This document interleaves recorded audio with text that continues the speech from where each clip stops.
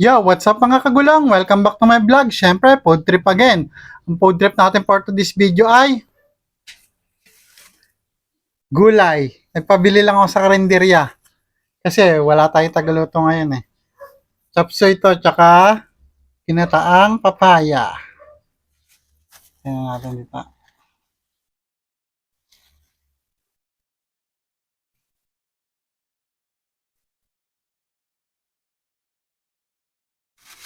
Chopsuey.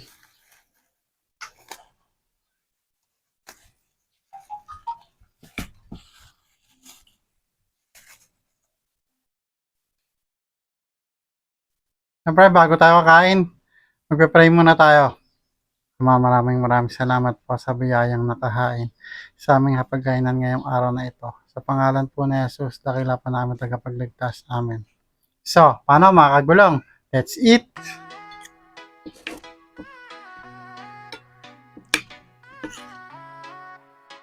First bite mga kagulong. Quality. Siyempre, second bite para sa mga mahal natin basher. Oops, ako naman.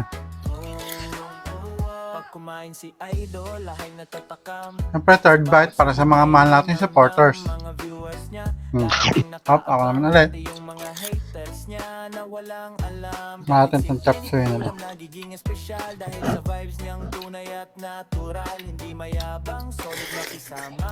Kaya maraming ang sumusuporta. Harap din. Upload ay nakakagutom. Mapapakain ka nang wala sa oras. Busog ka na nga, sol pa sa aliwan. Ano pa, hinihintay, kainan na naman. Pagtunog intro, tara nang manood. Unico vlog, always all good.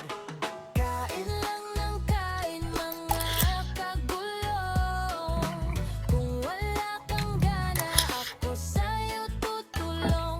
Kahit simple lang, Tayo pa yung ano, chopsuey. nagiging masarap.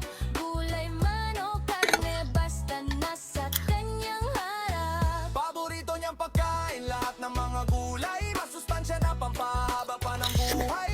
Kaya halika na tayo ay kumain na. Paki-like, i-follow and share na rin para lahat ay masaya.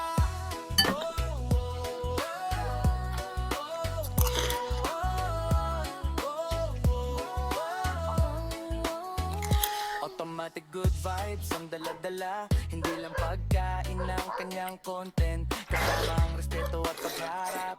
Pinapakita niyang libre ang mangarap. Kapag sipag at tiyaga, laging totoo. At ang hindi mo niloloko ang tao. Na kahit simpleng tao, may pagkakataon. Lumaban ka ng patas, para sa'yo yon. Huwag ka mawalan ng pag-asa. Hanggang dulo, tuloy lang ang biyahe. Mas marami pang content ang mabibigay, pre. Pagdating sa sipag, walang iwanan. Lalong-lalo na sa hapagkainan. Kain lang ng kain, mga kagulong. Kung wala kang gana, ako sa'yo tutulong. Last bite mga kagulong.